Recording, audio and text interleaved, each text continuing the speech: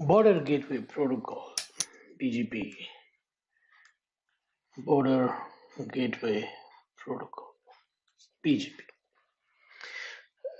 This is a routing protocol, but not an ordinary one. What do I mean by ordinary one? Those protocols that are within an organization, those routing protocols that we use to find the best path to the destination, which are within a company, within an enterprise, within an autonomous system, is an ordinary routing protocol, is an IGP protocol. They're ordinary protocols, IGP. All those protocols that finds the best path for those destinations that are within enterprises, within organization. You may have many networks within an organization. Now, to reach those destinations, you need a routing protocol. We may be using OSPF or ISIS or AIGRP or RIP, even sometimes static route. So those routing protocols that are within, I want to call it as ordinary protocol. Why? They don't really have much to advertise. Those protocol, if you take, say for example, OSPF, advertises networks along with the link status. When we say link status, it means the bandwidth and the network type and the area to which it belongs to. And if you take routing protocol RIP, routing information protocol RIP, they advertise hop counts, just hop count, along with the network. Not much. They're ordinary. They are simple protocols. They're very simple. They don't advertise too many big stuff.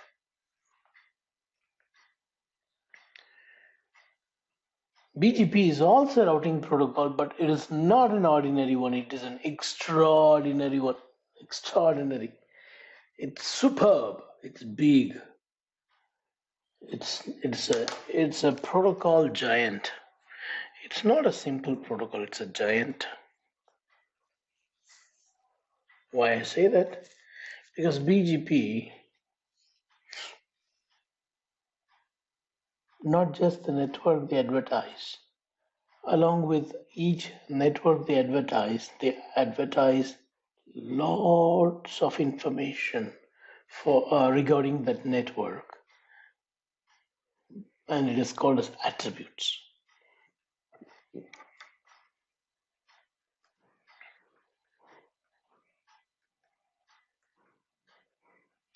Attribute. BGP, not just the network it advertises. For each network that it advertises, it also advertises attributes along with the network info.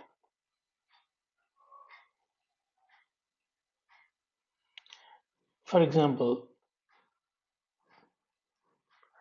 it's a white car. If someone says it's a white car, the color of the car is white, not more information. So for reductives, that information is very simple, small info. It's a white car. Not much. There are many white cars. So the detectives are now not happy with what they know about the theft. Someone said it was white car coming. Whereas other guy says it's a white Toyota car and it has got 7 seaters and the number plate has got this green color, and it has got number like 431. Wow, too many information. So the detectives are very happy now. They know where to find the thief. They know the color of the car, they know the size of the car, they know the make of the car, they know the number plate of the car, they know the color of the number plate. Too many things now they have as a hint to find the thief. BGP is like that, giving more information about destinations. When it advertises the information about destination, for each destination, it attaches more attributes, more information, more attributes.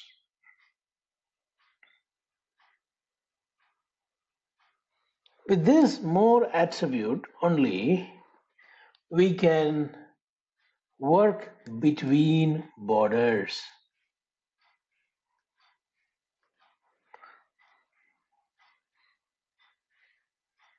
Right, between borders, we need more information. Within an organization, you may not need much info. To decide the best path, you may need just the hop count, the bandwidth, that's it, not much. But when you work between the borders, this is your office, and there is an ISP, and there are many ISPs. At last, you have a destination. Now, when you run a protocol from here to here, which is BGP, here to here, between this border to this border, when you run a protocol, you really don't focus on bandwidth. More than bandwidth, you are more concerned about the policies.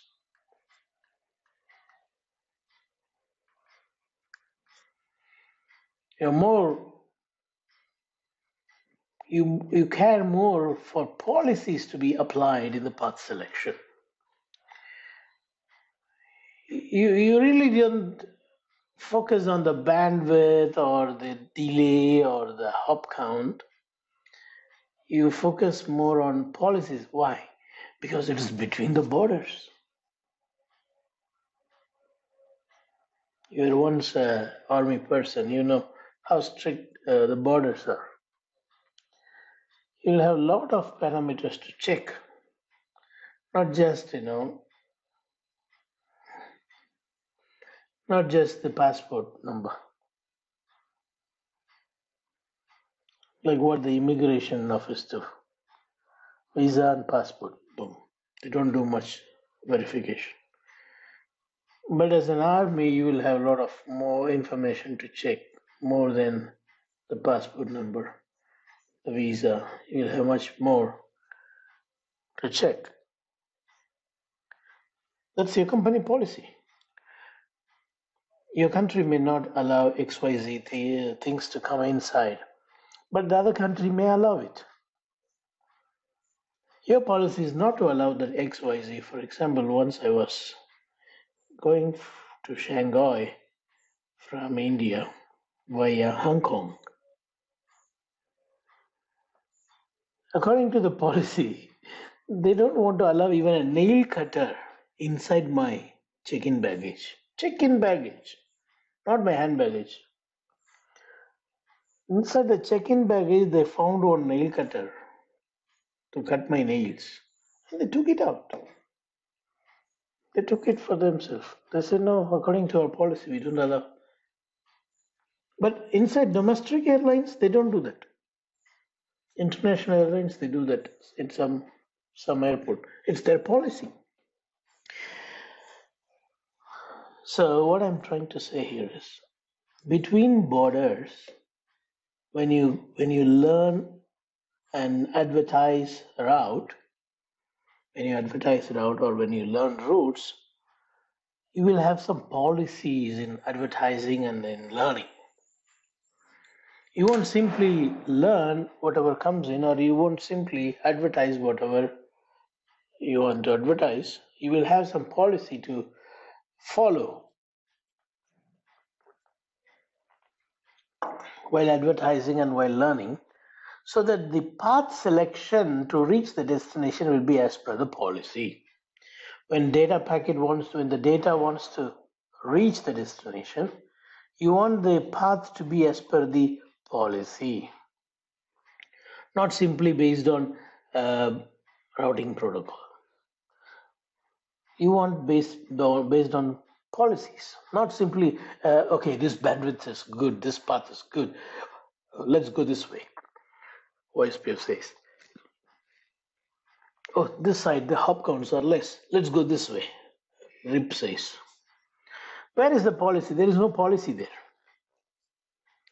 Simply seeing hop count or bandwidth is not the policy that you really expect between borders. Between the borders, you expect much more.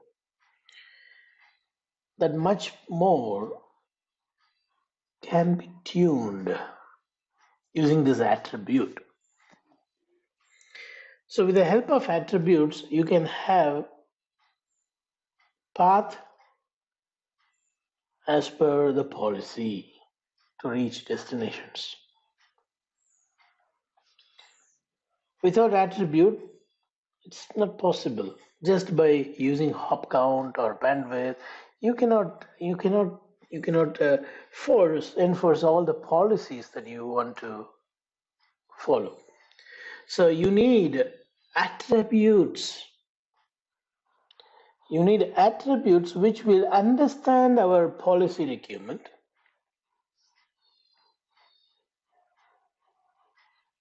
so that when a packet comes, the packet will be forwarded as per the policy.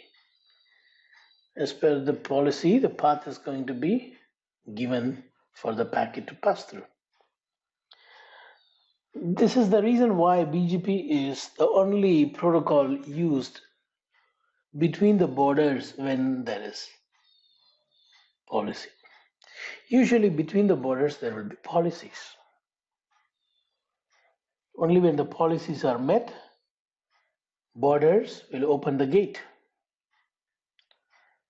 But within the organization, you won't have policies. You're okay with whatever routing protocol provides as the shortest path. But between the borders, you don't care about the shortest path. You care about whether the policy has been met or not. Only when the path is meeting the policy requirement, via the path the data will be allowed to pass through. To achieve this, you need a protocol that will understand your policy. BGP is the protocol. With the help of attributes, you can make BGP to understand what you want. You can make BGP to understand the policy that which you want to have while selecting the path. Border Gateway Protocol, BGP. Now more about this is what we are going to see in the presentation. BGP concepts and terminologies. One important thing I have already explained to you, the metric of BGP is attributes, not simple metric. So if someone says BGP don't have metric, yeah, they're right. They're right. BGP has got rich metric called attributes. So what is the metric of BGP? It's attribute. You can say rich metric, not simple metric.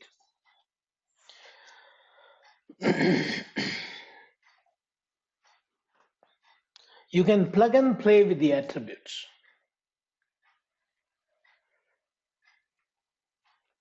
but cannot plug and play with OSPF cost. If you remove OSPF cost from OSPF, then OSPF cannot function. That is a metric of OSPF. Without that, OSPF cannot survive. But BGP has got an attribute which is plug and play. If you plug this attribute, path will be X. If you plug another attribute, path is going to be Y. That is why it is called attributes.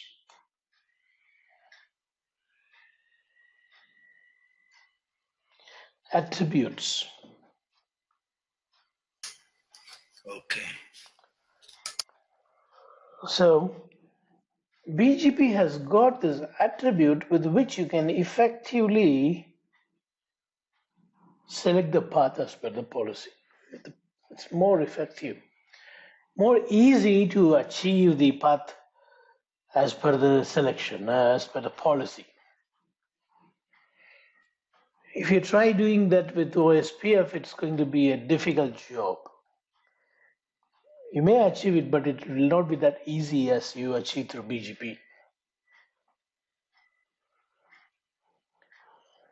It is like if you try to use OSPF to do what BGP can do, it will be as difficult as you take a bicycle and try to convert it as an aeroplane.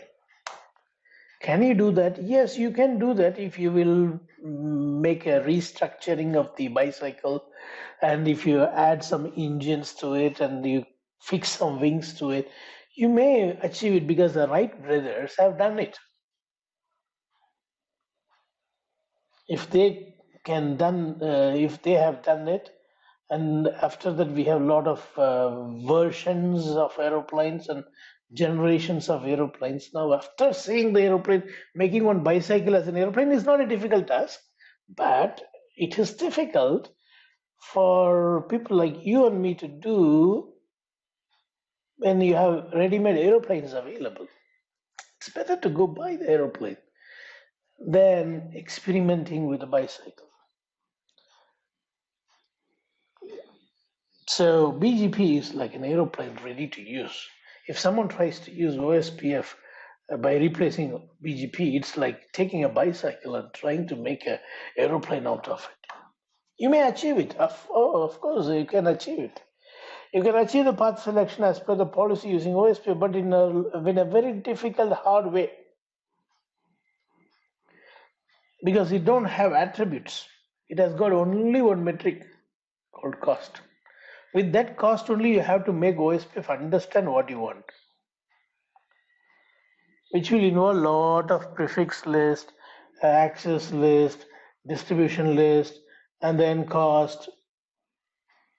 That's going to be a long process, like you take a bicycle and convert to an aeroplane.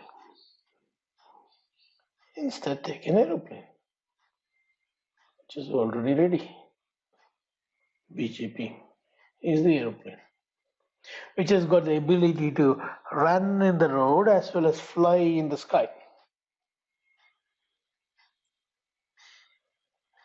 BGP concepts and terminologies.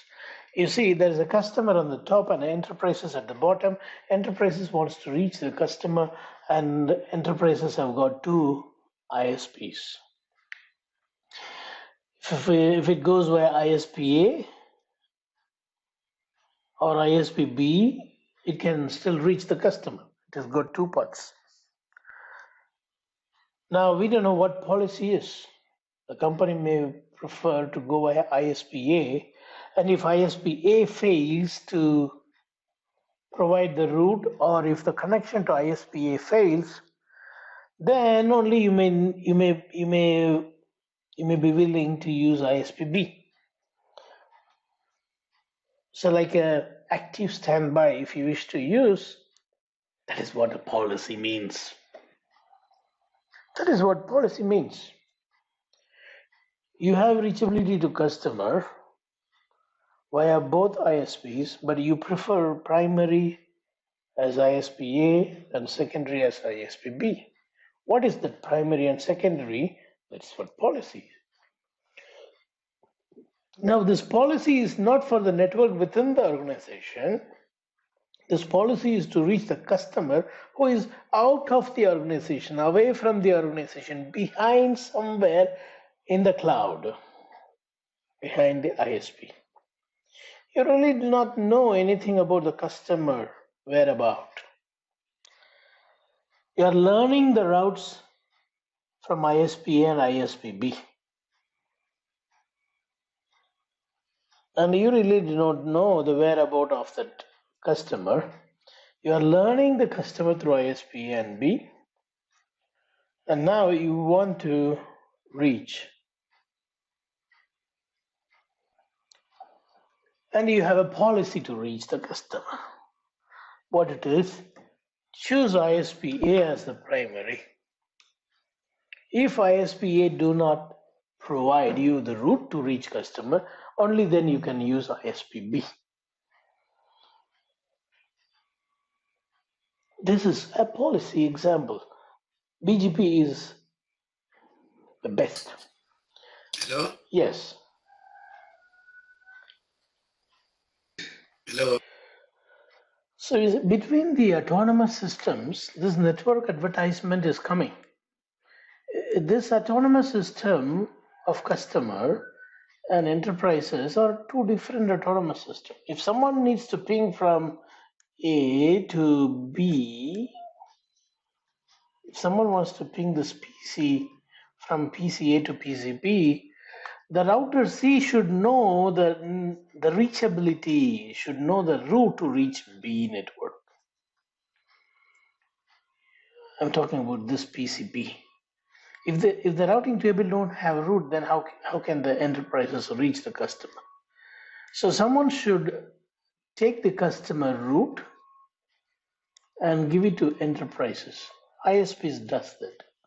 ISP provide the reachability between different enterprises and different customers.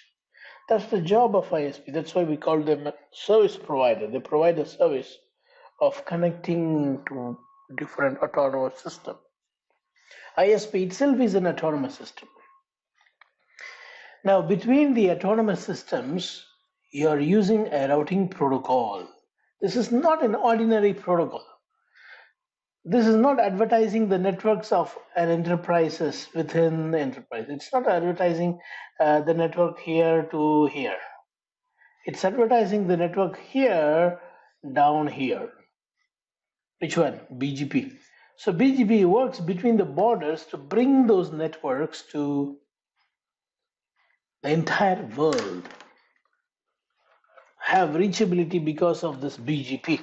The entire world is connected through one protocol called BGP. It's a very big protocol. It is not an ordinary routing protocol. The one protocol that is connecting the entire autonomous system, entire universe, I should not say universe, the entire internet, which we call autonomous systems, is BGP. Look, if your OSPF gets compromised, it is going to only affect your organization, your OSPF. It is an IGP protocol. But if BGP gets compromised somewhere, the entire world will be in problem. If someone through BGP provides wrong route informations, the entire world will be in problem. There's one protocol that connects to the entire internet, everyone in the internet. One protocol. Do you hear me or breaking? Is it clear? Very clear. Thank you. So you see, one protocol connecting autonomous systems. It's not an ordinary thing. Thousands and millions of networks this protocol is dealing with. The networks of the world, the public networks, gets distributed to all continents and countries, states and provinces using this BGP. Such a big protocol is this BGP. The advertisements are heavy because they come with attributes for each destination. So here is a policy, simple use case, why I need BGP between the borders. The enterprises wants to go via ISP-A. That's the policy. If only ISP-A has issue in taking you to customer, autonomous system 65500, which is enterprises, can pick ISP-B as an option. This is one simple example of a policy which can be easily achieved using BGP.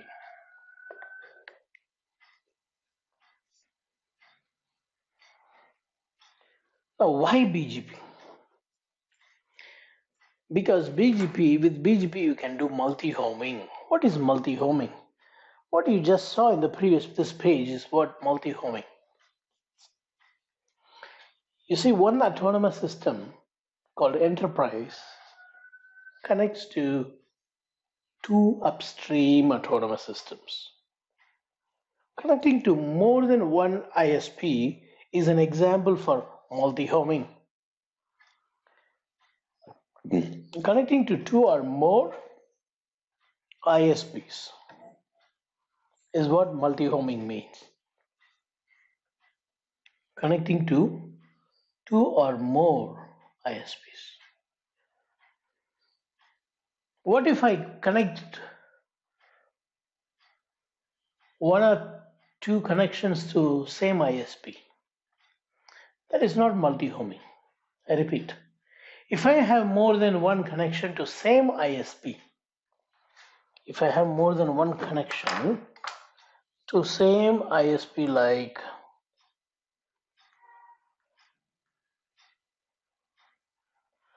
assume this is not two ISP, this is one ISP.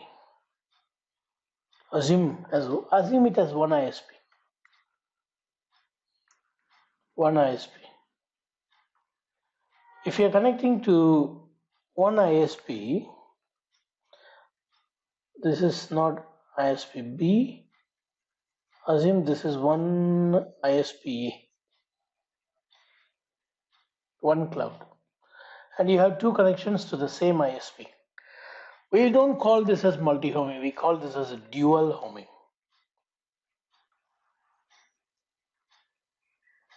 Dual homing. So there's a big difference between dual homing and multi-homing. Multi-homing is connecting to more than one ISP, two or more ISPs. The term multi-homing and dual homing is not same. Dual means two homes, two connections to the same ISP.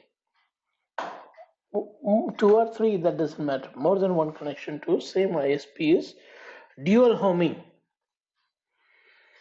Connecting to more than one autonomous system like 2, 3, we call this multi-homing.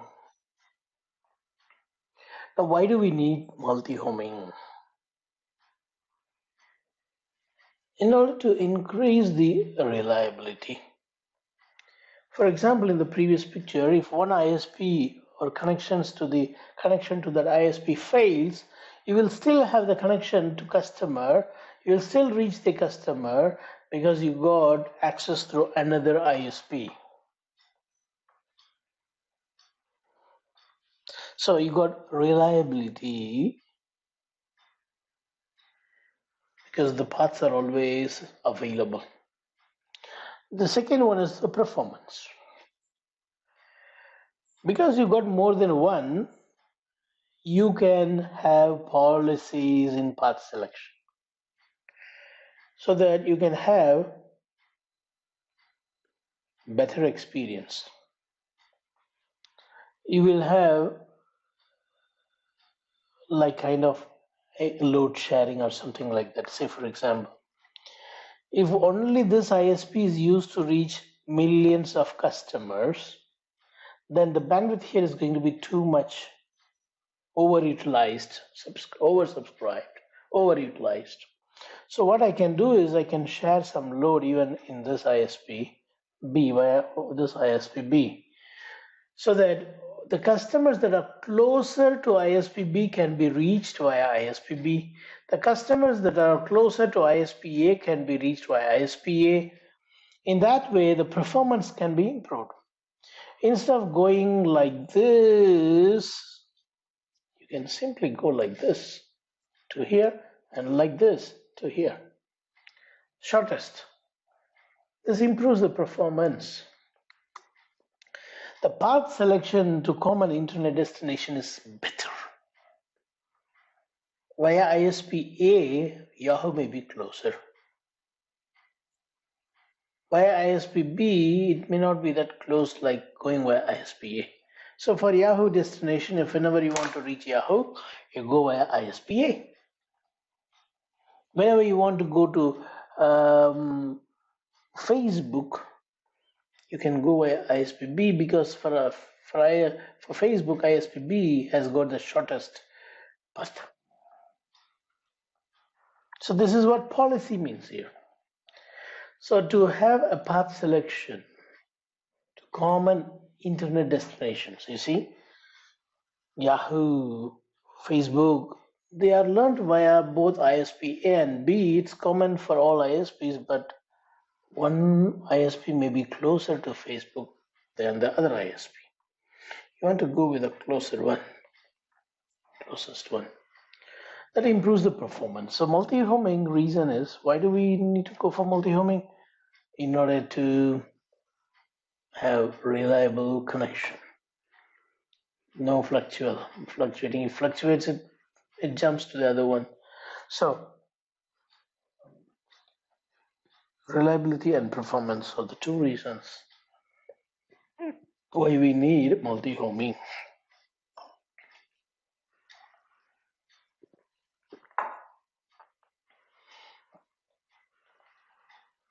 Now, whenever you have multi-homing, you may follow one of these three ways in learning routes of the internet. One of the three ways. This is the first one. You may have this or this one or this one. One of these three ways you may have. What is the first one? When you have multi-homing, you see the ISPs advertise just the default route to you. They advertise a default route to you.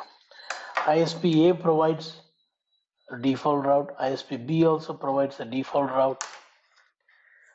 They're not giving you precisely the routes to reach Yahoo or Facebook. They simply say, hey, if you don't know anything, just come to me. I'll take care.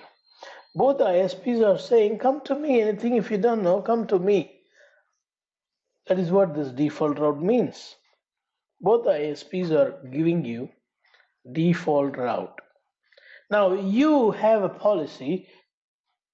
According to the policy, you decide to go this way. It's your wish. It's your policy. You decide to go out to reach the customer via ISP B, but ISP B has got no connection to the customer, so he sends to ISP A, and ISP A forwards it. See, because you do not know about this, you sent via ISP B. You really don't know that there is no connection exists between this B and customer. Between B and customer, there is no connection. You do not know about that. Your policies use ISP B, because we are paying him more. We got more bandwidth here, let's say 1 gig. Here I have got only 100 meg.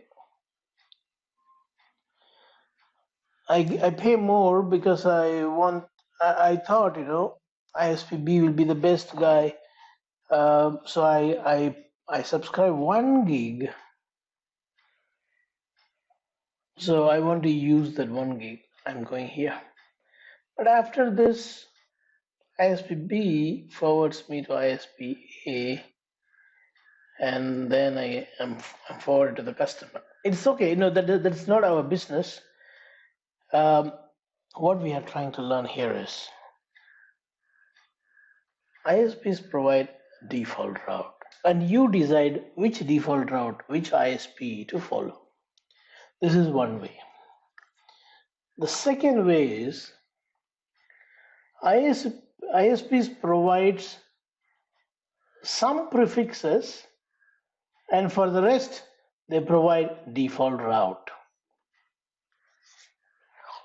So ISPs provide some network prefixes, and for those networks that are not advertised, by using the default route that they give, we need to follow them. So here in our example, 10,000 prefixes are advertised by ISP A and B to the enterprises. For those 10,000 prefixes, if X is shorter, X will be the elected path. If Y is shorter for some out of 10,000, Y will be followed. For those destinations where there is no route in the routing table, for example, this autonomous system 64100 has got some network for which there is no route given to you by ISPs. So you use the default route and you point the default route to one of ISPA or ISPB. That's your policy. According to this diagram, the policy is to go by ISPA if you are following default route. And for some prefixes out of 10,000, Y is found best, so it goes this way. For some prefixes out of 10,000, X is found as best, so it's going this way. For the rest, it always goes by ISPA. These are all policies. Now, see, this is the second way of learning route. First one is learning only the default route. The second one is learning default route and also some prescribe some specific routes. And the third way is learning the complete routing table. Learning the complete routing table into the routing from the ISP. ISP provides the full routing table, all the prefixes. See, BGP is not simple protocol. They connect the entire world. They will be sending you millions of routes. Is your router A and B capable of controlling and managing those networks? Can A accommodate that much? Can this B accommodate that much? If so, you can go for this, so that you can take very fine-tuned decision for destinations. For some destination, this may be shortest. For some destination, this may be shortest. So what I'm trying to say is the BGP protocol is not an ordinary protocol. The protocol that brings the entire world network into your enterprises. And this protocol should support policies in path selection. Yes, we do have the support through attributes, right?